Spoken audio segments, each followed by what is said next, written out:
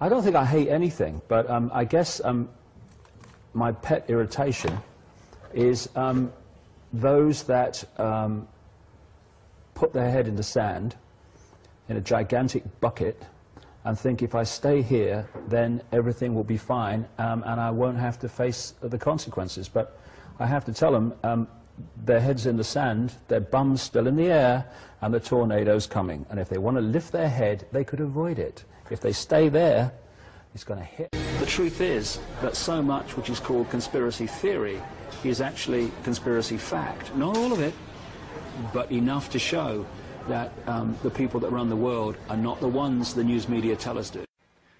They look at the world, they know there's something not right. There's something that's not the way they want it to be, and they feel uneasy about it. But they try to placate those fears, not by facing them, but by trying to find a way of making them disappear with words like, oh no, we would never allow a police state. Not in America, no, never allow a police state. Britain, never allow a police state. Wonder if they said that in Germany just a few decades ago. We'd never allow a dictatorship in Germany. We're a land of freedom. And look what happened. In a few short years, they had a grotesque dictatorship. And that's how fast it can come. From the Weimar Republic to the Nazi dictatorship in Germany by Hitler and company was a few years, not even a few decades. And the greatest weapon of any dictator is to divert attention from the people. So they're looking the other way and allowing the dictatorship to be built and imposed and all the infrastructure put in place. So by the time they absolutely have to face reality, it's all there. It's all done. What you see with people is that they're desperate to hear what they want to hear. And they're desperate for people to say, oh, no, these conspiracy theorists, they're all crazy, you know, they're all paranoid. It's not really going on. It's ridiculous. And this is done to protect you. This is done for you. You know, we're the government. We care for you. This is why we're doing it. So you go to sleep, you know, watch the telly. There's a game on in a minute, and you'll be fine. And we're just going to build another concentration camp. Okay, see you later. And what we need to do is stop this self-indulgence of picking up what we want to hear and trying to get ourselves to believe it. There's not a problem here. And actually look it in the face and realize that, if anything, George Orwell understated what we are heading towards unless we step up en masse and say enough, no more. Where's their power? Their power is in the people saying, oh, well, I don't like it, but it's the law, and so we better obey it.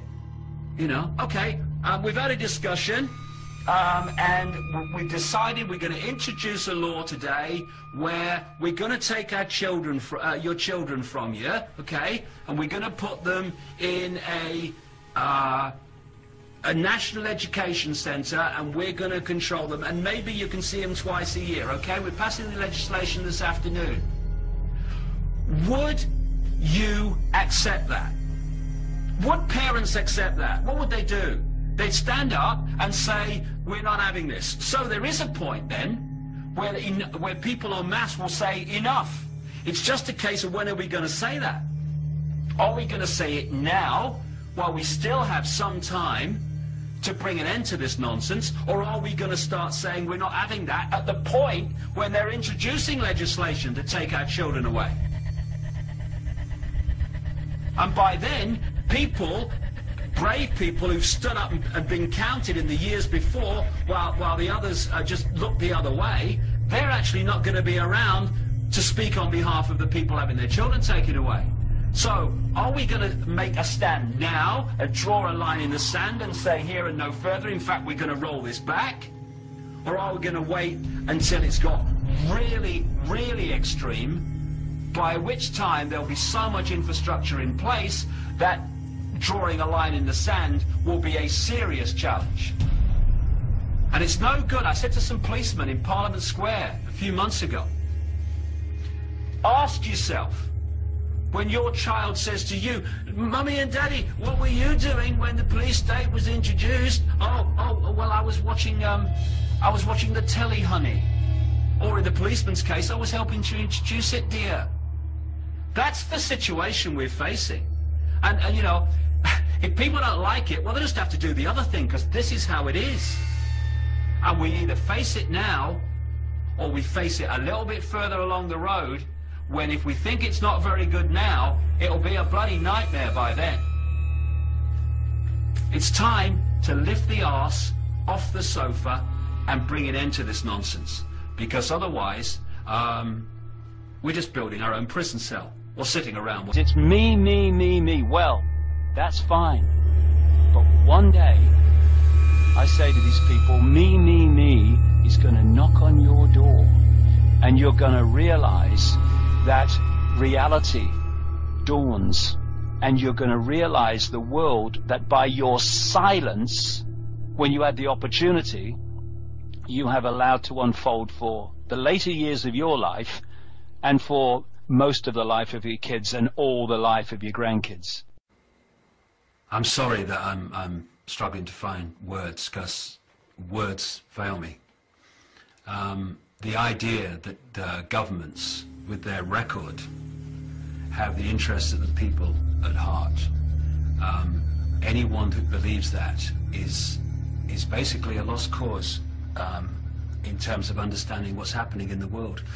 And I'll just leave them to get on with it. And when the knock comes on their door, don't call me.